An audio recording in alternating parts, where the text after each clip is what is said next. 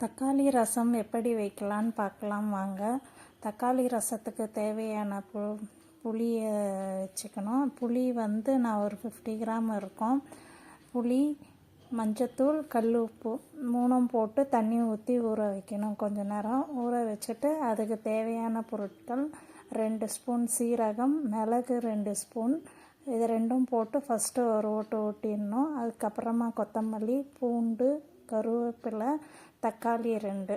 தக்காளியை வந்து நான் 4 கட் பண்ணி போடுவேன். மிக்சியில் போட்டு ஒரு ஓட்டு ஓட்டிடணும். ரொம்ப அரைக்கக்கூடாது, கொஞ்சமாக அரைச்சிக்கணும். ஏன்னா இல்லைன்னா கஞ்சி மாதிரி ஆகிடும் ரசம். நீங்கள் ஒரு ஓட்டு ஓட்டிட்டு பூண்டும் தக்காளியும் நல்லா அரைகிற மாதிரி ஓட்டினா போதும், ரொம்ப அரைச்சிடக்கூடாது.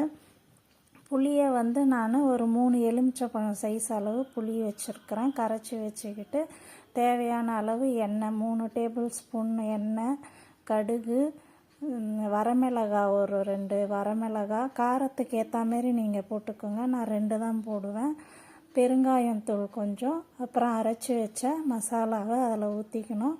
மிக்சியில் இருக்கிற மீதம் உள்ள மசாலாவை அதில் ஊற்றி ரசம் கொதி வந்த பிறகு நிறுத்திட வேண்டியதான். ரசம் கொதிக்கக்கூடாது, கொதி வரப்பவே நம்ம நிறுத்திடணும். இதுதான் தக்காளி ரசம் என்னோடய ஸ்டைலில் நான் வச்சுருக்கிறேன்.